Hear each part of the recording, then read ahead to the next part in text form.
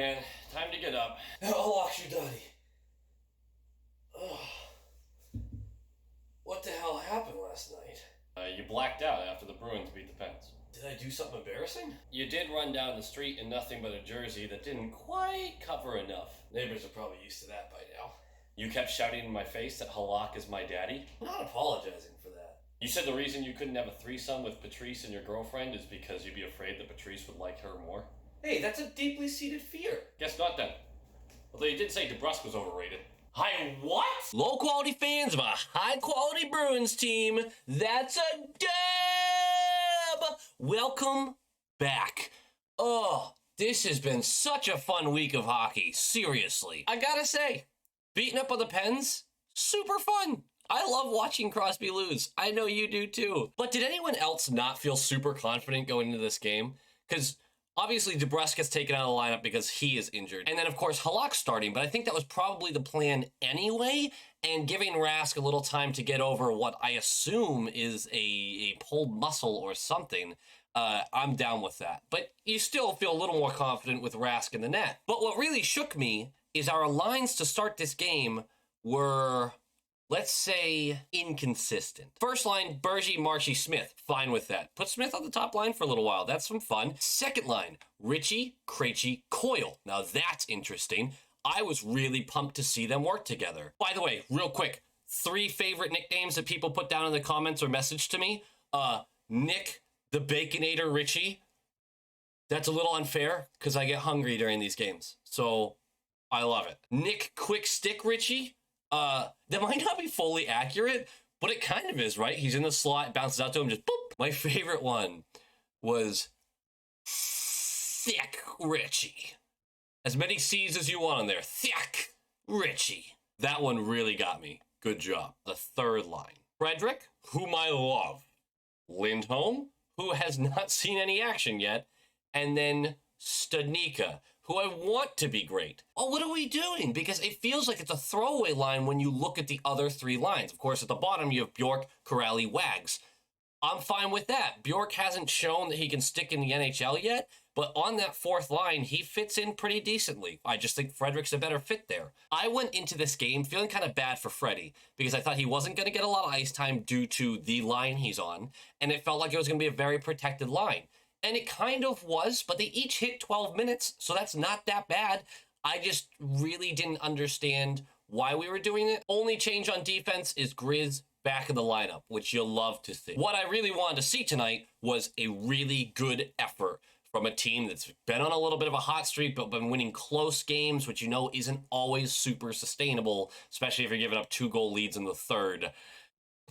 Game starts, we start with our 4th line, and actually something kind of fun happens where I'm instantly hooked into the game. We're about a minute in, our 4th line switching out, Bjork has the puck on the far side. Instead of him just dumping the puck in and going straight to the bench, he does a nice little self-pass off the wall and gets to it because he can skate and he can use his body to protect the puck, which is exactly what he does. He gets deep into the zone, protects the puck with his body, waits a little bit, and then he centers it right to Patrice, who is absolutely mauled, and of course, we get a power play out of it. We don't get that power play without Bjork's play, getting into the zone, protecting the puck, and waiting it out. Now, we can't seem to get set up in the zone. That's fine. It's an early power play, but at least we got that momentum kicking. Lauzon, still not afraid to shoot, which I'm still okay with, but he's got to start getting it past a couple bodies. Am I going to say it again? Yeah, I'm going to say it again. Our 4th line is our best line, and that's kind of funny because the advanced statistics on Corrali as far as offensively aren't amazing, but he's solid. He doesn't get a lot of chances, but he has a good forecheck, and he's in on the play. Wags has looked great, but no matter if it's Bjork or Frederick on that left side, that line just wants it. They want it, and they finally get rewarded into this game. They pin the Pens into their own zone. The Pens can't get it out. Miller pushes up because that's what he does, and because he's been making really great decisions so far this season. I have been so impressed with his comeback. He pushes up on the left side, centers it to Wags, who's all on the slot, and Wags buries it. Oh, I love it when Wags scores goals. He deserved a goal. He really did. He is Mr. I can't quite get that finish, but God, does he have a lot of chances. And momentum's all ours. We're up 1-0 midway through the first. There's nothing that can... Oh, a penalty. Coyle holds Marino. What are you going to do? It's a momentum killing penalty again, but our PK is so good, and we have no problem killing it off again. It is kind of funny with the first line. Smith looks good on that first line. He's running around. He's cutting through the neutral zone. That doesn't always mix super well with Bergie and Marshy because they're kind of straight line guys, but they can work with anyone. Now, Smith won't remain on the first line the whole game. They actually bump Coyle up at a certain point, but I really don't care who's there because I trust the other two so much. Pasta, please come back though. I miss you so much. I haven't been able to wear a Pasta jersey once this season. What the bullshit is that? The Pens get us in our own zone. They're kind of picking up the pace. They're looking more engaged.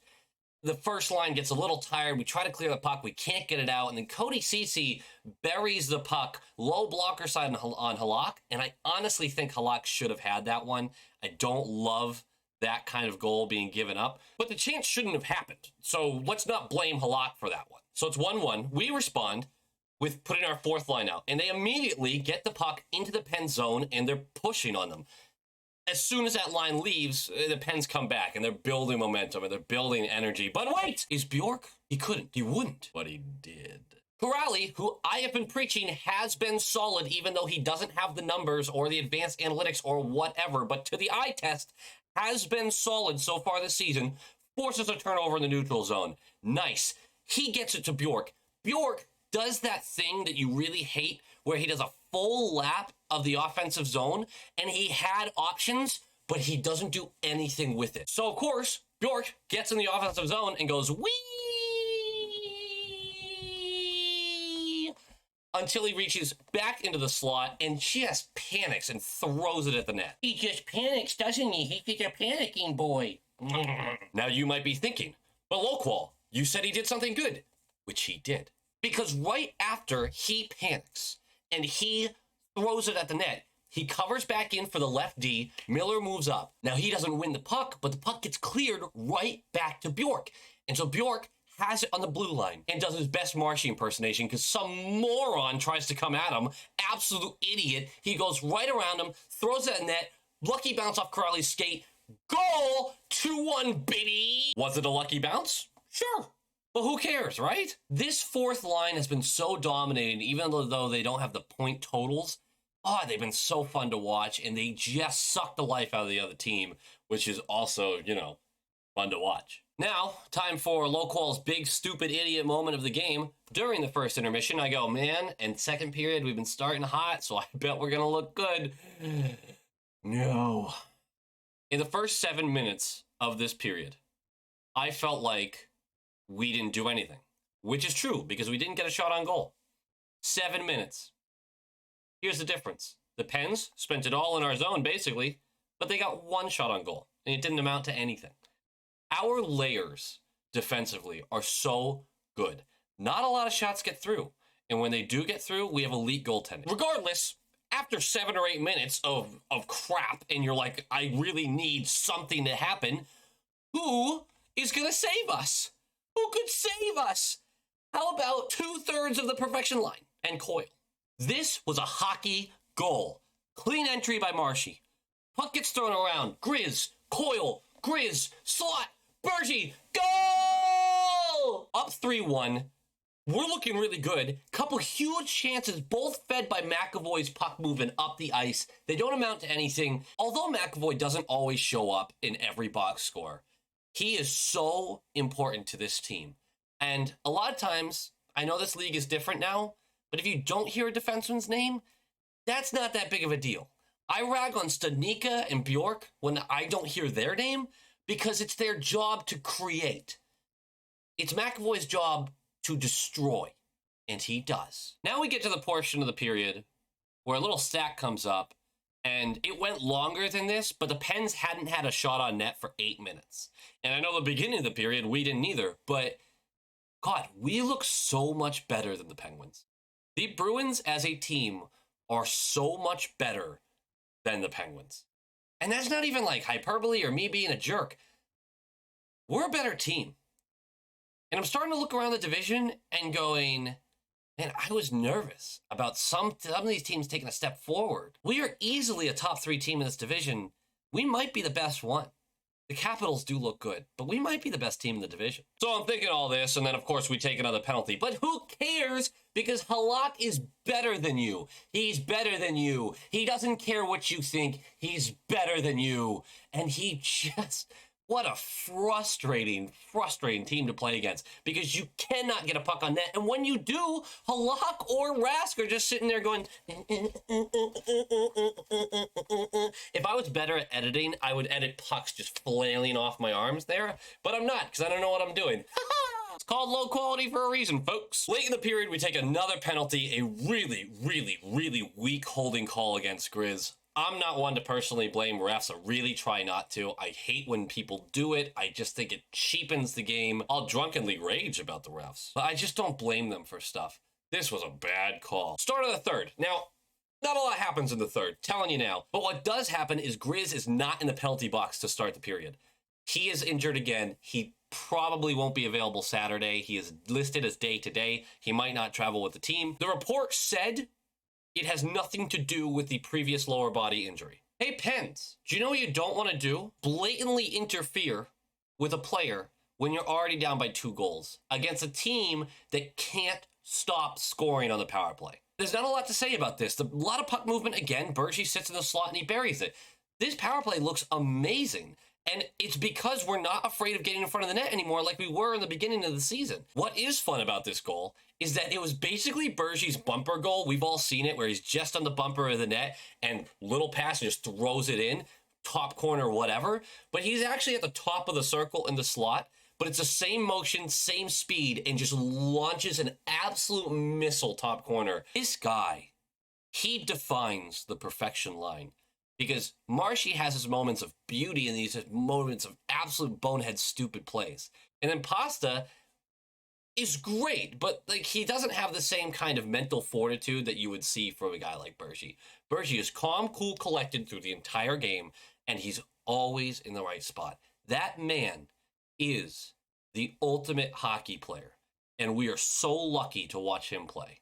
Also lucky to watch Coyle play with Marshy and Bergie. That was a really fun line, and I'm super okay with them bumping that around because it looks like the team is so bought into our system and our structure that you can switch these lines around a lot and still kind of have fun with it and feel confident in it.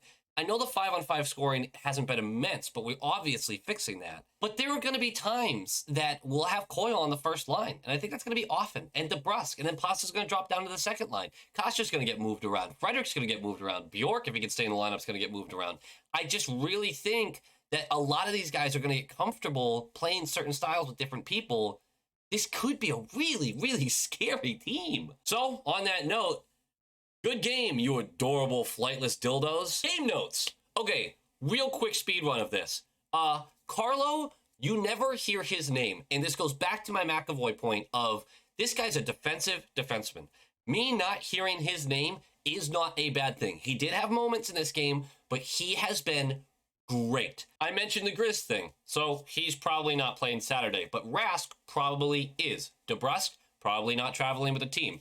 That's not fair. DeBrusque might not be traveling with the team. That's still ongoing. He's also listed as day-to-day. Perfect homestand! 4-0! Woo woo! After the game, Bjork had a funny little quote. He said, "I haven't really been happy with my game." No shit, Sherlock. None of us have either. But this was easily his best game of the season. I really hope this is a building moment for him. He's going to have his lows, but I need to see the climb continue. All right, guys, that does it for me. Thanks so much for watching another episode. I know a lot of people don't really get to the end, but I just so appreciate it. We're at 50 subscribers, which is crazy to me. Like, this was a fun little project I wanted to start, and I know a lot of people are like, it's just 50, dude, but, like, this has been a really fun hobby, and I just really appreciate anyone who jumps in and watches me and watches the games and communicates with me about them. It's just, I love this community so much. I've really enjoyed doing these, and anyone who's supporting in any way, thank you. I really appreciate it.